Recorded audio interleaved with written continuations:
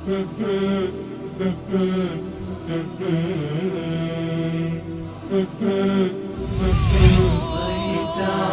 الحسن العبقى فالورد تضوع وتنقى حسن يا رب لنا الخلقا طهره فلا يحوي نزقا.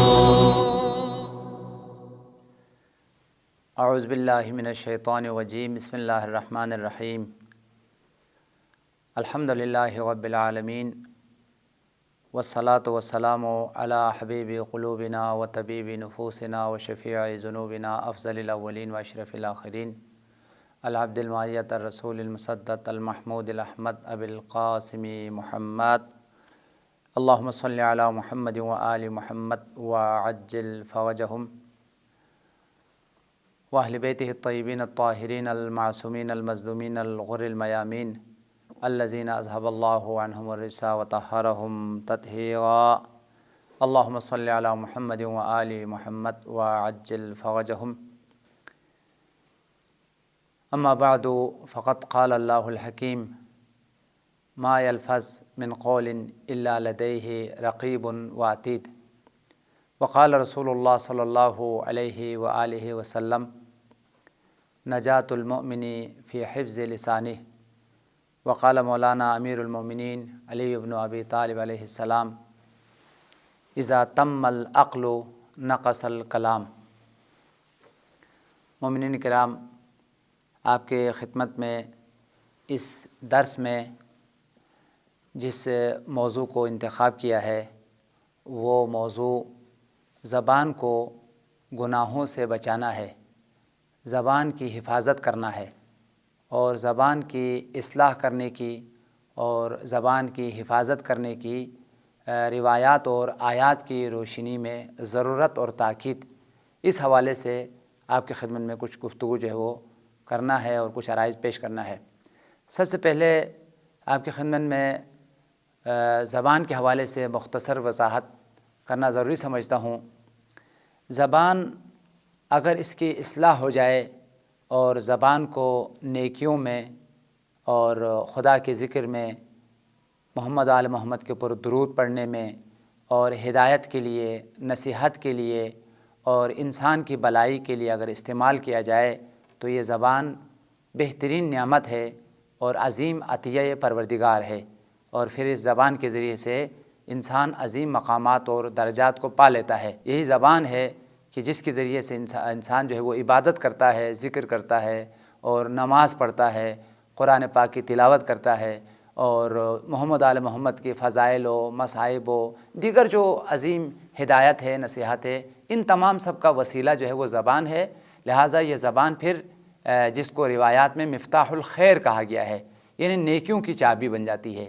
بہت ساری نیکیوں کی جو چابی ہے، بنیاد ہے، وہ زبان بن جاتی ہے. لیکن اگر خدا ناخواستہ زبان کی اصلاح نہ ہو جائے اور زبان کو قابو میں نہ رکھا جائے، زبان بے لگام ہو جائے، کنٹرول سے باہر ہو جائے اور زبان کی تہذیب نہ ہو، زبان پاکیزہ نہ ہو، تو اس کو زبان نہیں کہتے بلکہ تمام برائیوں کی چابی کہا گیا ہے. حضرت باقر العلوم مولا امام محمد باقر کا فرمان ہے اللسان مفتاح کل شر و خیر. زبان تمام شر کی چابی ہے، تمام برائیوں کی چابی ہے.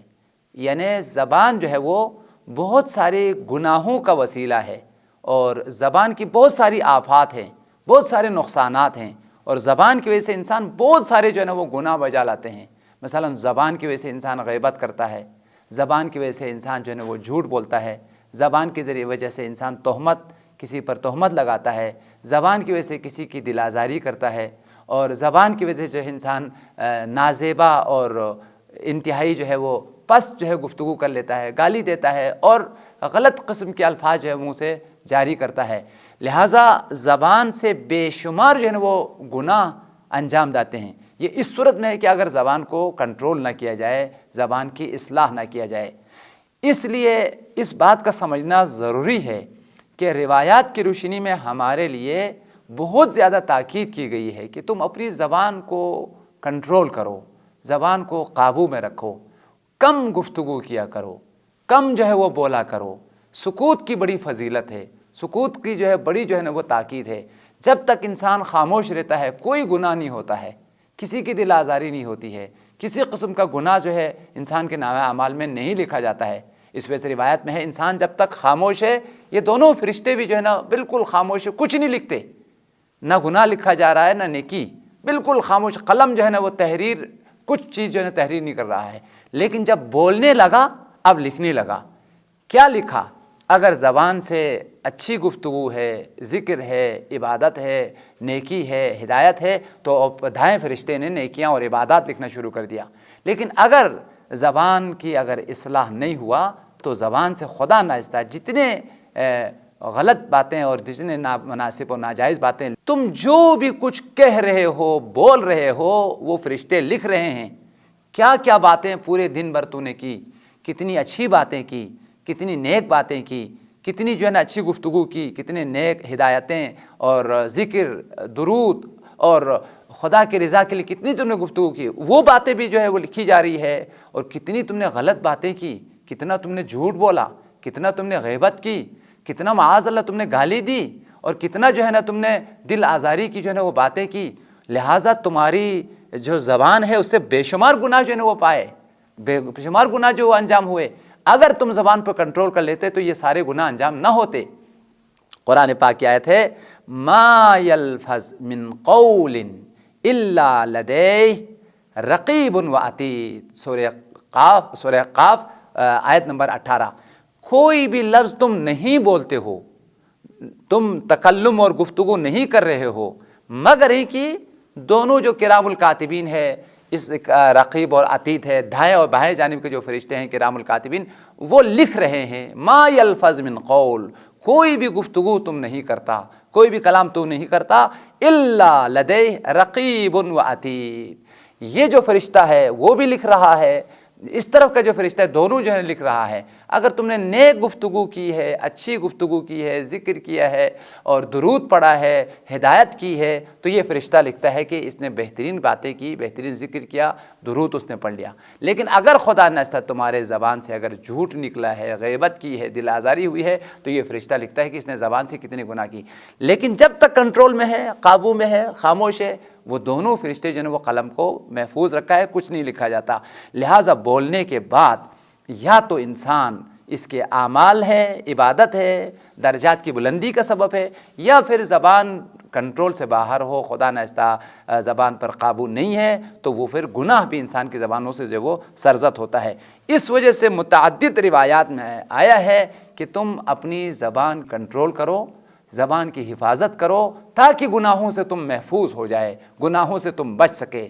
سرور کائنات ختمی مرتبت کا فرمان ہے نجات المؤمن فی حفظ لسانہ، مومن کی نجات زبان کی کنٹرول میں ہے۔ اگر تمہاری زبان تمہارے کنٹرول میں ہے، قابو میں ہے، اور بہت زیادہ گفتگو نہیں کرتے، غیبت نہیں کرتے، جھوٹ نہیں بولتے، تہمت نہیں لگاتے، دل آزاری نہیں کرتے، زبان کی حفاظت، فرمایا نجات المؤمن فی حفظ لسانہ، مومن کی جو نجات ہے، خوش بختی ہے، کامیابی ہے، وہ زبان کی کنٹرول میں ہے۔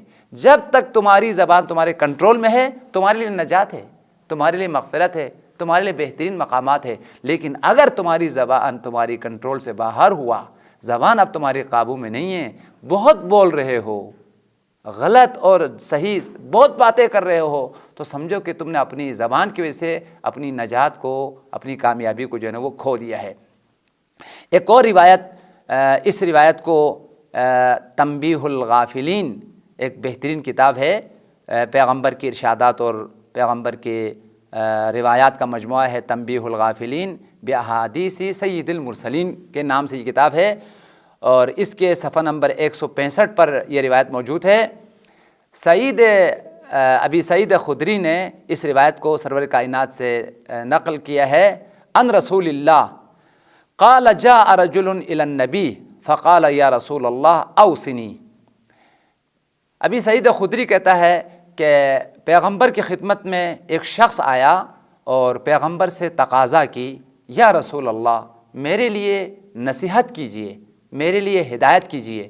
کہ میں کیسے نجات پا سکتا ہوں، کیسے میں خدا کی رضا کو پا سکتا ہوں، میرے لیے بہترین نصیحتیں اور ہدایتیں کریں جس کے ذریعے سے میں سعادت مند ہو جاؤں، کامیاب ہو جاؤں۔ لہٰذا پیغمبر سے تقاضا کی اوصنی، آپ مجھے نصیحت کریں اور ہدایت کریں۔ پیغمبر نے اس شخص کو کئی اساسی اور بنیادی چیزوں کی نصیحت کی، یعنی حقیقتاً پیغمبر نے یہ جو نصیحتیں کی ہے اس شخص کو، اس پر کوئی بھی انسان عمل کرے گا وہ اپنی سعادت کو پالے گا، اپنی کامیابی اور اپنی نجات جو ہے اس کو یقینی بنائے گا۔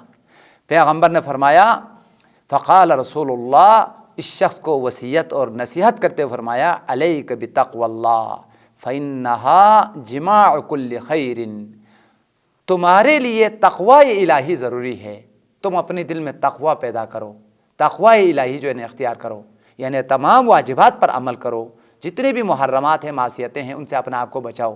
یہی تقوی تمام نیکیوں کی مجموعہ ہے، یعنی حقیقت میں اگر کسی کے دل میں اگر تقوی آ گیا تو یہ ایک صفت نہیں ہے، یہ تمام خوبیوں کا مجموعہ ہے۔ فرمایا علیک بتقوی اللہ، تم تقوی الہی اختیار کرنا، فإنہا، یہ تقوی جماع کل خیر، تمام نیکیوں کا مجموعہ ہے۔ تقوی ایک چیز کا نام نہیں ہے، تمام واجبات پر عمل کرنے کا نام ہے، تمام محرمات سے اپنے آپ کو بچانے کا نام ہے۔ لہٰذا تم نے اگر تقوی اختیار کیا تو تمام خوبیاں اور تمام نیکیاں جو ہے اپنے ذات میں جو ہے وہ پیدا کی۔ سب سے پہلی نصیحت تقوی الہی اختیار کرنا ہے۔ دوسری نصیحت وعلیک بالجہاد، اور تمہارے لیے ضروری ہے پوری زندگی جہاد میں گزارنا۔ اب جہاد کا معنی ایک تو دشمن کے مقابل میں جہاد کرنا ہے، ایک اپنے آپ کو گناہوں سے بچانا ہے جس کو جہاد اکبر کہا گیا ہے۔ یعنی اگر کوئی انسان اپنی نگاہوں کو نامحرم سے بچاتا ہے، اپنی زبان کو جھوٹ سے بچاتا ہے، غیبت سے بچاتا ہے، اپنے کانوں کو حرام سے بچاتا ہے، اپنے پیٹ کو لقمہ حرام سے بچاتا ہے، اسی طریقے سے لمحہ بلمحہ ایک ایک قدم پر جو گناہ ہے، معصیت ہے، ان سے اگر اپنے آپ کو بچا رہا ہے تو یہ مجاہد اکبر ہے، یہ عظیم جہاد کرنے والا انسان ہے۔ یہ حضرت امام حسن عسکری کا فرمان ہے کہ کوئی جہاد نہیں ہے ترک گناہ سے بڑھ کر، ترک گناہ سب سے بڑا جو ہے نا وہ جہاد ہے۔ اس لیے پیغمبر نے فرمایا تمہارے لیے جہاد جو ہے نا ضروری ہے، یعنی دونوں حوالے سے، دشمن کے مقابل میں بھی، اور جو نفس جو تمہارا باطنی دشمن ہے اس کو بھی برائیوں سے بچانا، یہ بہت بڑا جہاد ہے، جہاد اکبر ہے، اس کو تمہیں انجام دینا چاہیے۔ اس کے بعد فرمایا وعلیک بذکر اللہ، ہمیشہ یاد الہی میں رہنا، ہمیشہ ذکر خدا میں رہنا، اور کثرت کے ساتھ خدا کو یاد کرنا اور خدا کا ذکر کرنا، جیسے قرآن میں آیا وَاذْكُرُوا اللَّهَ ذِكْرًا كَثِيرًا وَسَبِّحُوهُ بُكْرَةً وَأَصِيلًا۔ سورہ مبارکہ احزاب کی آیت ہے، پروردگار عالم نے مومنین کو حکم دیا کہ ہمیشہ خدا کو یاد رکھنا، ہر جگہ، ہر حال اور ہر مقام پہ خدا کو یاد کرتے رہنا۔ وَاذْكُرُوا اللَّهَ ذِكْرًا كَثِيرًا، کثرت سے خدا کو یاد کرنا، ذکر کرنا، یعنی زبانی حوالے سے بھی خدا کے ذکر میں، سبحان اللہ میں، لا الہ الا اللہ میں، اور قلبی حوالے سے بھی ہمیشہ دل میں یاد الہی ہو۔ یہی ذکر انسانوں کو گناہوں سے بچانے کا جو ہے وہ سبب ہے۔ اور چوتھے مرحلے پہ جو نصیحت کیا ہے وہ تلاوت القرآن، قرآن سے دور نہیں رہنا، ہمیشہ قرآن پاک کی تلاوت کرتے رہنا۔ اور اگر تم قرآن پاک کی تلاوت کرو گے، یہ تلاوت تمہارے لیے نور ہے، یہ حقیقت میں دنیا میں بھی تمہارے لیے نور ہے، تمہارا دل منور ہوگا، تمہارے فکر منور ہوگا، تمہارا گھر نورانی ہوگا، اور یہ قبر میں بھی تمہارے لیے نور ہے اور حشر میں بھی نور ہے۔ اور اسی وجہ سے روایات میں آیا ہے، پیغمبر کا فرمان ہے نوروا بیوتکم بتلاوت القرآن، تم اپنے گھروں کو نورانی بناؤ قرآن پاک کی تلاوت کے ذریعے سے۔ جہاں تلاوت ہوتی ہے اس جگہ سے نور عرش الہی کی طرف، آسمان کی طرف جو ہے وہ چلا جاتا ہے۔ لہذا فرمایا قرآن پاک کی تلاوت کرتے رہنا، یہ تمہارے لیے باعث نور ہے۔ اور آخری نصیحت جو پیغمبر نے اس شخص کو کیا ہے، وَاحْزُنْ لِسَانَكَ إِلَّا مِنْ كُلِّ خَيْرٍ، اپنی زبان کو بچانا، اپنی زبان سے ڈرتے رہنا۔ زبان تمام برائیوں کا آلہ ہے، تمام برائیوں کا وسیلہ ہے، تمہاری زبان محفوظ رہنی چاہیے۔ اگر تم نے زبان کو کنٹرول کیا اور اگر زبان کو قابو میں رکھا تو سمجھو کہ ہر شر سے تم بچ گیا، ہر برائی سے جو ہے تم بچ گیا۔ فرمایا وَاحْزِنْ لِسَانَكَ، اپنی زبان سے ڈرتے رہنا، اپنی زبان کو قابو میں رکھنا، الا من خیر، مگر ان کی زبان کو نیکیوں کے لیے، خیر کے لیے، ہدایت کے لیے استعمال کرنا، باقی اپنی زبان کو کنٹرول میں رکھنا۔ فَإِنَّكَ بِذَلِكَ تَغْلِبُ الشَّيْطَانَ، اگر تم نے اپنی زبان کو کنٹرول میں رکھا تو تم شیطان پر غالب ہو جاؤ گے، شیطان پر کامیابی حاصل ہوگے۔ شیطان تمہیں زبان کے ذریعے سے گناہوں میں آلودہ کرے گا، گناہوں میں مبتلا کرے گا۔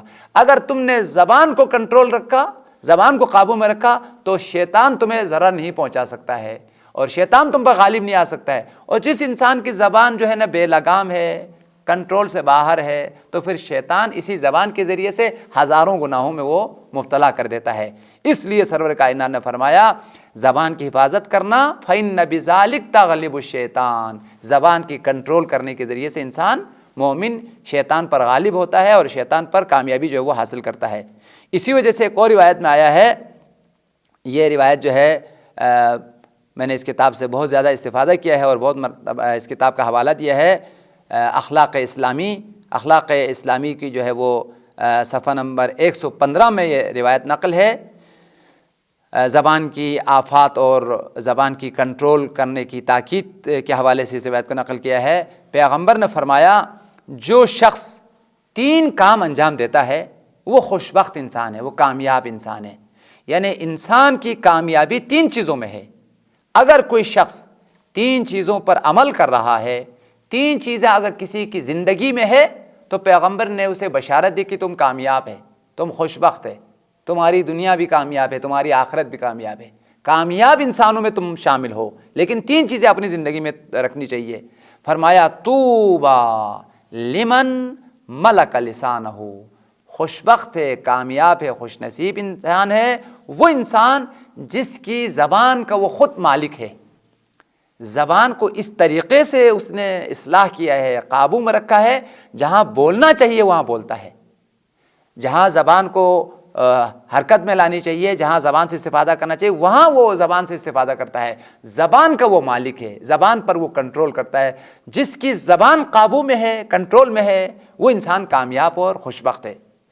اور دوسری چیز وَوَسِعَ بَيْتَهُ، روایات میں بہت زیادہ ہمیں تاکید کی گئی ہے، بہت زیادہ سفارش کی گئی ہے اپنے گھر کے جو بچے ہیں، بیوی ہے اور اس کے گھر میں رہنے والے ہیں، ان کو آسائش میں رکھا جائے اور ان کے لیے آسودگی اور ان کے لیے خوشحالی اور ان کی زندگی کی خوشیوں کے سامان کو جو ہے وہ فراہم کیا جائے، جس کا نام وسعت البیت کہتے ہیں۔ یعنی گھر کو وسعت دینا، گھر میں فراوانی لانا، گھر میں خوشحالی لانا۔ مثال کے طور پر گھر کے اندر جو ہے بہت ساری چیزوں کی ضرورت ہے، بچوں کو تنگ نہ کریں، بچوں کو نہ ستائیں، جو ضروری چیزیں ہیں وہ گھر میں لائیں۔ اور بچوں کو کھانے پینے کی بہت ساری چیزیں ہیں، کنجوسی کی وجہ سے بخل کرتے ہوئے ان کے بچوں کو کھانے پینے کی جو ضروریات ہے اس کو پورا نہ کریں، تو یہ بدبختی کی علامت ہے۔ اسی طریقے سے لباس کے حوالے سے گرمیوں میں گرمیوں کی لباس چاہیے، سردیوں میں سردیوں کی لباس چاہیے، خوشیوں میں خوشی کی لباس چاہیے، غم اور اندوہ کے ایام میں غم اور اندوہ کی لباس چاہیے۔ یعنی جو بچوں کی ضروریات ہے، جو گھر والوں کی ضروریات ہے، ان سب کو فراہم کرنا اور ان کی خوشیوں اور ان کی آسودگی اور ان کی خوشحالی کا خیال رکھنا، اس کو عربی عبارت میں وسعت البیت کہتے ہیں۔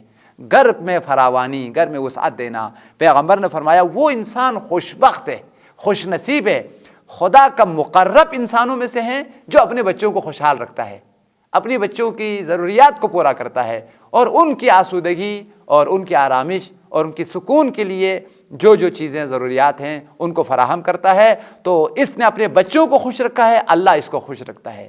اس نے اپنے گھر کو جنت بنایا ہے، قیامت میں بھی اللہ اس کو جنت میں جنت عطا کر لیتا ہے۔ دیکھیں مومنین کرام، اس نقطے پہ توجہ کریں، اگر خدا ناخواستہ کوئی شخص اگر اپنے گھر کو جہنم بنا دے، بیوی اس سے ناراض ہے، بچے اس سے ناراض ہے، بیوی کی جو ضروریات ہے پورا نہیں کرتے، بچوں کی جو ضروریات ہے پورا نہیں کرتے، اور ہزاروں بہانے کر کے جو ہے نا وہ گھر کی جو ضروریات ہے، گھر کی جو لوازمات ہے اس کو پورا نہیں کرتے۔ جس شخص نے بد اخلاقی کرتے ہوئے، ظلم کرتے ہوئے، ستم کرتے ہوئے گھر کو اگر کسی نے جہنم بنایا ہے تو اس کی آخرت کی جہنم بھی پکی ہے۔ روایات میں آیا ہے اگر کوئی شخص گھر میں اخلاق کے ساتھ پیش آتا ہے، ان کی ضروریات کو پورا کرتا ہے، تو اللہ تعالیٰ اس کی بہترین اخلاق کی وجہ سے، گھر والوں کو خوشحال رکھنے کی وجہ سے اللہ تعالیٰ اس کو جنت میں جگہ جو ہے وہ عطا کر لیتا ہے۔ اس وجہ سے میں نے پہلے بھی آپ کی خدمت میں ایک مرتبہ عرض کیا، پیغمبر کا فرمان ہے تم میں سے بہترین انسان وہ ہے جو اپنے گھر والوں کو خوشحال رکھنے والا ہے، خیرکم خیرکم لأہلہ، تم میں سے بہتر اور افضل انسان وہ ہے جو اپنے گھر والوں کے ساتھ انتہائی نیک تعلقات، نیک جو ہے وہ طریقہ کار اور بہترین زندگی اختیار کرنے والا انسان ہوگا، وہ تم میں سے بہترین انسان ہے۔ پھر فرمانا ہے وَأَنَا خَيْرُكُمْ لِأَهْلِي، اور میں سب سے زیادہ، پیغمبر نے فرمایا، اور میں سب سے زیادہ اپنے گھر والوں کا خیال رکھنے والا انسان ہوں اور گھر والوں کو خوشحال رکھنے والا انسان ہوں۔ لہٰذا گھر والوں کو خوشحال رکھنا، گھر والوں کی ضروریات کو پورا کرنا، گھر والوں کی حقوق کا خیال رکھنا، یہ پیغمبر کی سیرت اور سنت ہے، اور جو گھر والوں کی حقوق اور ان کی ضروریات کو پورا کرتا ہے وہ پیغمبر کی سنت پر عمل کر رہا ہے، لہٰذا اس کے دنیا میں بھی خوش بختی ہے، کامیابی ہے، اور آخرت میں بھی۔ یہ دو چیزیں ہو گئی۔ پہلی چیز زبان پہ کنٹرول کرنا کامیابی کی باعث ہے، دوسری چیز گھر والوں کو خوشحال رکھنا، ان کی ضروریات کو پورا کرنا، اور تیسری چیز جو ہے وہ پیغمبر نے فرمایا وَبَكَى عَلَى خَطِيئَتِهِ، کامیاب انسانوں کی علامت یہ ہے وہ اولاً تو گناہ کرتے ہی نہیں ہیں، گناہوں سے اپنے آپ کو حتی الامکان جو ہے بچاتے ہیں، ہر عضو کو گناہ سے بچاتے ہیں، آنکھوں کو گناہ سے بچاتے ہیں، زبان کو گناہ سے بچاتے ہیں، ہاتھ کو گناہ سے بچاتے ہیں، دل کو گناہ سے بچاتے ہیں، کانوں کو گناہ سے بچاتے ہیں، ہر عضو کو گناہ سے بچاتے ہیں۔ لیکن انسان ہے، معصوم تو نہیں ہے، کبھی اگر کوئی گناہ ہو جائے تو وہ گریہ کرتا ہے، تو پشیمانی اور ندامت کے آنسو بہاتے ہیں، اور پھر بارگاہ الہی میں توبہ اور استغفار کرتے ہیں۔ پیغمبر نے فرمایا خوش بخت انسان ہے وہ انسان جس نے اپنی گناہوں کو یاد کر کے رویا، اپنی گناہوں کو یاد کر کے گر گڑایا، اور پھر ندامت کے آنسو کے ذریعے سے گناہوں کے دبے کو دھویا۔ گناہ جب انسان کرتا ہے اس طریقے سے دل سیاہ ہوتا ہے کہ مولا امام صادق کا فرمان ہے جب بھی کوئی انسان گناہ کر لیتا ہے دل پر ایک دبا آ جاتا ہے، ایک سیاہ دبا چھا جاتا ہے، لیکن جب وہ توبہ کر لیتا ہے تو یہ دبا مٹ جاتا ہے اور دل دوبارہ نورانی ہوتا ہے۔ لیکن اگر توبہ نہیں کیا بلکہ توبہ کرنے کے بجائے ایک اور گناہ کر لیا تو یہ دبا، یہ سیاہی پھیلتا ہے، بڑھتا ہے، یہاں تک کہ روایت میں آیا ہے فَإِذَا غَلَبَ لَن يُفْلَحْ أَبَدًا، اگر یہ سیاہی حد سے زیادہ پھیل گئی، دل کا دبا بہت زیادہ پھیلا اور یہاں تک کہ پورے دل جو ہے نا وہ سیاہ ہو گیا۔ کسی شخص کا اگر دل پورا اگر سیاہ ہو جائے، گناہ کا دبا اگر پورے دل کو سیاہ کر دے تو پھر وہ کبھی بھی فلاح نہیں پاتا ہے، وہ کبھی بھی کامیاب نہیں ہوتا ہے۔ لہٰذا ہر گناہ انسان کی دل پر دبا ہے، لیکن جب دبا آ گیا تو توبہ کر لیا، رو لیا، تو یہ جو دل کا دبا ہے، دل کی جو سیاہی ہے، وہ ندامت کے آنسو کے ذریعے سے صاف ہو جاتا ہے، وہ پاکیزہ ہو جاتا ہے۔ اس لیے پیغمبر نے فرمایا خوش بخت انسان وہ ہے وَبَكَى عَلَى خَطِيئَتِهِ، گریہ کیا، رویا، ندامت کے آنسو بہائے، عَلَى خَطِيئَتِهِ، اپنی گناہوں کو یاد کر کے، اپنی خطاؤں کو یاد کر کے۔ زیادہ آپ لوگوں کو زحمت نہیں دینا چاہتا ہوں، آخری روایات میں مومن اور منافق کا فرق یہ بیان کیا ہے۔ مومن کی زبان کنٹرول میں ہے، مومن کی زبان قابو میں ہے، لیکن منافق کی زبان کنٹرول سے باہر ہے، قابو سے باہر ہے۔ منافق جو آئے منہ پر بول دیتا ہے، یہ بولنا چاہیے، یہ نہیں بولنا چاہیے، یہ بولنے کا مقام ہے، یہ نہیں بولنے کا مقام ہے، یہ نہیں دیکھتے، بس اس کی زبان قابو سے باہر ہے، کنٹرول سے باہر ہے۔ لہٰذا زبان کا بے لگام ہونا، بے قابو ہونا اور زبان کی وجہ سے ہر گناہ کرنا یہ منافق کی علامت ہے، لیکن زبان کو کنٹرول کرنا، زبان کو گناہوں سے بچانا، زبان کو قابو میں رکھنا یہ مومن کی علامت ہے۔ روایت میں آیا مومن بہت کم بولتا ہے، زیادہ عمل کرتا ہے، زیادہ کام کرتا ہے۔ کم بولنا اور زیادہ کام کرنا، زیادہ عمل کرنا یہ مومن کی علامت ہے۔ زیادہ بولنا اور کم کام کرنا یہ منافق کی علامت ہے۔ باتیں بہت کرتا ہے، ہزاروں باتیں، ہزاروں جو ہے نا وہ لوگوں کے بارے میں، لوگوں کو خدمت کے حوالے سے ہم نے یہ کیا، دنیا کی باتیں کرتا ہے، لیکن عملی میدان میں، خدمت کے میدان میں کچھ نہیں کرتا ہے۔ لہٰذا زیادہ بولنا اور کم کام کرنا، کم خدمت کرنا، کم عمل کرنا یہ منافق کی علامت ہے، لیکن کم بولنا اور زیادہ عمل کرنا، زیادہ کارکردگی عملی میدان میں خدمت کرنا یہ مومن کی علامت ہے۔ اس روایت کی متن کو آپ کے خدمت میں بیان کرتا ہوں، اس امید کے ساتھ کہ آل محمد کی ان ارشادات کو آپ سنیں گے اور ان پر آپ عمل کریں گے تاکہ دنیا اور آخرت دونوں کی خوشبختی اور سعادت کو پالیں۔ روایت میں آیا المؤمن یقل الکلام، مومن قلیل الکلام ہے، بہت کم بولتا ہے، اس کی زبان پر کنٹرول ہے، جہاں بولنا چاہیے، جہاں ضروری ہوا وہاں بولتا ہے، ہمیشہ اس کی زبان کھلی بھی نہیں ہے، زبان بے لگام نہیں ہے، بے قابو نہیں ہے۔ المؤمن یقل الکلام، مومن کا کلام بہت کم ہے، گفتگو بہت کم ہے، لیکن ویکثر العمل، عمل بہت زیادہ ہے، خدمت بہت زیادہ ہے، کم بولتا ہے، زیادہ کام کرتا ہے، زیادہ عمل کرتا ہے۔ لہٰذا عملی میدان میں وہ پہلوان ہے، وہ زبانی میدان میں پہلوان نہیں ہے۔ عام انسان، عام آدمی وہ زبانی میدان میں پہلوان ہے، بولنے میں بڑا ماہر ہے، بہت باتیں کرتا ہے، بہت بولتا ہے، لیکن عملی میدان میں کچھ نہیں کر پاتے ہیں۔ لہٰذا زیادہ بولنا منافق کی علامت ہے۔ کم بولو، زیادہ کام کرو۔ کیوں زیادہ بولتے ہو؟ پھر عمل بھی نہیں کر سکتے ہو، اپنے وعدوں پر وفا نہیں کر سکتے ہو۔ لہٰذا جتنا تم کر سکتے ہو اتنا بولو، جو کام تمہارے قدرت میں ہے، جو تم کر سکتے ہو اسی کے بارے میں بولو۔ خاص طور پر دنیا میں، پوری دنیا میں یہ انتخابات کے موقع پر یہ اتفاق ہوتا ہے، جو بھی امیدوار کھڑا ہوتا ہے تو ہزاروں باتیں کرتا ہے کہ میں یہ کروں گا، یہ کروں گا، ہزاروں وعدے دیتے ہیں، کیا سبز باغ دکھاتے ہیں، کیا شاندار جو ہے نا وہ شہروں کی ایک نقشہ جو ہے نا بتاتے ہیں، کیا لوگوں کی ایک رفاہ اور خوبصورت زندگی جو ہے نا بسا دیتے ہیں، ہزاروں وعدے کرتے ہیں، لیکن عملی میدان میں ایک وعدے پر جو ہے نا پورا نہیں ہوتا۔ یہ منافق انسان ہے۔ اتنی ساری باتیں کہ تم نہیں کر سکتے، کیوں بولا ہے؟ کیوں یہ سارے جھوٹ کا جو ہے پلندہ جو ہے نا بنا کے رکھا ہے؟ لہٰذا روایات میں ہمیں تاکید ہے تم کم بولو، جو کر سکتے ہو وہی بولو، جو تمہاری قدرت میں ہے وہی بولو، جائز طریقے سے بولو، اور جو تمہاری قدرت میں ہے یہ چیزیں جو ہے بولو۔ اس لیے روایت میں آیا المؤمن یقل الکلام، گفتگو بہت کم کرتا ہے، ویکثر العمل، بہت زیادہ عمل کے مالک ہے، کردار کے مالک ہے، خدمت کے مالک ہے۔ اور منافق والمنافق یکثر الکلام ویقل العمل، اور منافق کثیر الکلام ہے، گفتگو بہت کرتا ہے، بات بہت کرتا ہے، باتوں بہت کرنے والا ہے، لیکن وہ یقل العمل، عملی میدان میں کچھ نہیں کر سکتا ہے۔ چاہے اس عمل سے مراد دنیاوی ہو، خدمت ہو، کام ہو، کارکردگی ہو، چاہے عمل سے مراد عبادات ہو اور خدا کی اطاعت ہو۔ لہٰذا جو لوگوں کی خدمات ہے اور خدمت الخلق ہے، یہ بھی بڑی عبادت ہے، یہ بھی بڑا جو ہے نا وہ عمل ہے۔ لفظ عمل مشترک ہے، دینی جو عبادات ہیں، دینی جو اعمال ہے، نماز ہے، روزہ ہے، حج ہے، زکوٰۃ ہے، یہ سب کے سب بھی اعمال ہے۔ اور اس کے علاوہ جو ہے وہ لوگوں کی خدمت کرنا، غریبوں کی خدمت کرنا، سڑک بنانا، اور اسی طریقے سے غریبوں کی مکانات کو تعمیر کرنا، اور اسی طریقے سے ہاسپٹل بنانا، اور مسجدوں کو تعمیر کرنا، امام بارگاہوں کو تعمیر کرنا، یہ بھی بہترین اور افضل ترین جو ہے وہ اعمال میں سے ہے۔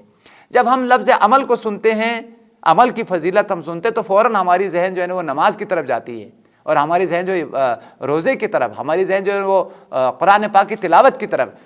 روایات میں لفظ عمل تمام ہر وہ کام جس میں خدا کی رضا ہو، خدا کی خوشنودی ہو، لوگوں کی رفاہ ہو، لوگوں کی آسودگی ہو، لوگوں کے لیے فائدہ ہو، ہر اس کام کے لیے جو ہے نا وہ عمل کہا گیا ہے، عبادت کہا گیا ہے۔ لہٰذا اسی وجہ سے روایات میں آیا، صادق آل محمد کا فرمان ہے، افضل الاعمال ادخال السرور ودفع المکروہ عن المؤمنین۔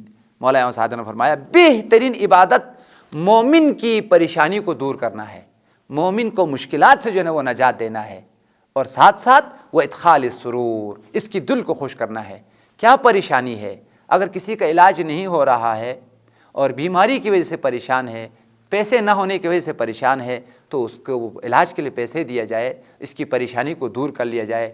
یہ جو تم نے کسی کو پیسہ دیا، اس کی بیماری کا علاج کیا، اس کو سلامتی اور تندرستی عطا کی، یہ ہزاروں نماز سے جو ہے افضل ہے۔ اس لیے صادق عالم نے فرمایا افضل الاعمال ادخال السرور ودفع المکروہ عنہم، مومنین کی مشکلات کو دور کرنا اور ان کو فائدہ پہنچانا، ان کو خوشحال کرنا بہترین اعمال میں سے ہے۔ مجھے حضرت خامس آل ہبہ مظلوم کربلا کی ایک روایت جو ہے وہ یاد آئی، اسی پر آپ کی زحمتوں کو تمام کرتا ہوں۔ مولا امام حسین نے فرمایا من نفس کربۃ مؤمن نفس اللہ عنہ کرب الدنیا والآخرہ۔ مولا امام حسین خامس آل ہبہ کا درر البہا، انتہائی قیمتی جو ہے نا وہ جملہ ہے۔ مولا نے فرمایا جو کسی مومن کی پریشانی کو دور کرے، مشکل سے اگر نجات عطا کرے، تو اللہ تعالیٰ اس مشکل سے دوری اور نجات دینے والی جو مومن ہے، اس کی دنیا کی پریشانیوں کو بھی خدا دور کر دیتا ہے اور قیامت کی پریشانیوں کو بھی دور کرتا ہے۔ من نفس کربۃ مؤمن، جو کسی مومن کی پریشانی کو دور کر دے، مشکل کو حل کرے، مشکل سے اگر نجات عطا کرے تو نفس اللہ عنہ کرب الدنیا والآخرہ، دنیا کی جتنی بھی پریشانیاں ہیں اللہ اس سے بھی اس کو نجات عطا کرتا ہے، اور آخرت کی جتنی بھی پریشانیاں ہیں اس سے بھی ان کو نجات عطا کر لیتا ہے۔ لہٰذا اس روایت میں اس کو ہم نے اس مقصد کے لیے بیان کیا، مومن زیادہ کام کرتا ہے، عمل کرتا ہے، کم بولتا ہے، اور منافق جو ہے وہ زیادہ بولتا ہے، عمل جو ہے نا وہ کم کرتا ہے۔ اور اس لیے مومنین کرام آپ لوگوں سے میری انتہائی مؤدبانہ گزارش ہے، زیادہ سے زیادہ عمل پہ توجہ دیجیے، کردار پہ توجہ دیجیے، زیادہ باتیں کرنے کی کوشش نہ کریں، زبان پر کنٹرول کریں۔ زبان کی وجہ سے امتحان پھنس جاتا ہے، اور زبان کی وجہ سے، اسی وجہ سے مولا کا فرمان ہے جب تک تم بولو گے نہیں تمہاری زبان تمہاری کنٹرول میں ہے، تمہاری حکومت ہے زبان پر، لیکن اگر تم نے بول دیا تو اب زبان کی حکومت ہے تمہارے اوپر۔ یہ نہج البلاغہ میں کلمات القصار میں مولا کا فرمان ہے، جب تک انسان نہیں بولتا ہے اس وقت تک انسان زبان کا مالک ہے، زبان پر انسان جو ہے، انسان نے زبان کو کنٹرول کیا ہوا، قابو کیا ہوا ہے، انسان حاکم ہے زبان پر۔ بات کہنے کے بعد پھر انسان کا بچنا بہت مشکل ہے، لہٰذا انسان زبان کی وجہ سے پھنس جاتا ہے، زبان کی وجہ سے بہت ساری مشکلات میں جو ہے نا وہ گر جاتا ہے۔ لیکن اگر آپ زبان کو کنٹرول میں رکھیں گے تو بہت ساری جو زبان کی آفات ہیں، زبان کی بہت ساری جو گناہ ہیں، ان سارے گناہوں سے آپ بچیں گے، اور دنیا میں بھی آپ کبھی نہیں پھنسیں گے۔ آپ کو پھنسانے والی جو چیز ہے وہ آپ کی زبان ہے، اگر آپ نے اپنی زبان کو کنٹرول میں رکھا تو کوئی آپ کو پھنسا نہیں سکتی۔ ایک اور روایت اچانک مجھے یاد آیا، روایت میں ہے جب بھی صبح ہوتا ہے تو یہ تمام کے تمام اعضاء، ہاتھ، پیر، کان، آنکھ، سب زبان سے خطاب کرتے ہوئے فرماتے ہیں کہ اے زبان تو کنٹرول میں رہنا، تو قابو میں رہنا۔ اگر تم کنٹرول میں ہے تو ہم سب سکون میں ہیں، ہمیں کوئی پریشانی نہیں ہے، اگر تو کنٹرول سے باہر ہو گیا تو تمہاری وجہ سے ہم سب جہنم میں جائیں گے۔ گناہ تم نے کیا ہے، جھوٹ تم نے بولا ہے، غیبت تم نے کی ہے، اور معاذ اللہ گالی تم نے دی ہے، لیکن تمہاری وجہ سے پر اللہ تعالی ہم سب کو جہنم میں ڈالے گا۔ اس لیے ہر صبح جو ہے تمام اعضاء زبان سے درخواست کرتے ہیں، تقاضا کرتے ہیں، اے زبان تو رب خدا کنٹرول میں رہنا، قابو میں رہنا۔ اگر تم کنٹرول میں رہے تو ہم سب محفوظ ہیں، ہم سب بچے ہوئے ہیں، لیکن اگر تو کنٹرول سے باہر ہو گیا تو تمہاری وجہ سے ہم سب بھی گناہوں میں مبتلا ہو جائیں گے، اور ان گناہوں کی وجہ سے ہم قیامت میں جو ہے وہ جہنم میں چلے جائیں گے۔ یا پھر دنیا میں زبان نے غلطی کی، اسی زبان کی وجہ سے دوسرے اعضاء کو سزائیں جو ہے وہ مل جاتی ہے، سزائیں جو وہ کاٹنا جو ہے پڑتا ہے۔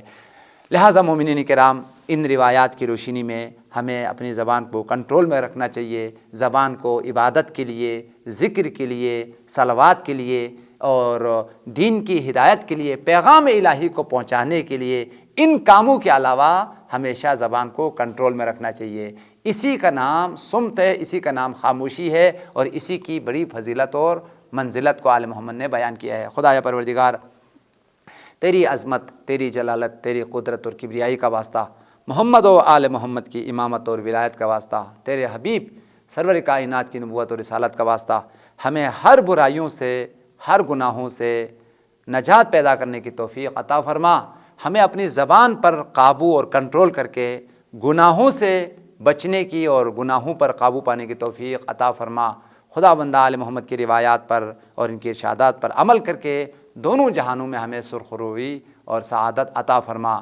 خدایا پروردگار، جو تمام خوبیوں کا مالک ہے، جو تمام شریعتوں کا مالک ہے، جو تمام رسالتوں کا وارث ہے، جو تمام نبیوں کا وارث ہے، جو تمام انسانی کمالات کا وارث ہے، منجی بشریت مصلح کائنات حضرت بقیت اللہ اعظم کی ظہور میں تعجیل فرما، ہمیں ان کے اصحاب اور انصاروں میں شامل فرما۔ ربنا تقبل منا بجاہ محمد وآل طیبین الطاہرین، اللہم صلی علی محمد وآل محمد وعجل فرجہم۔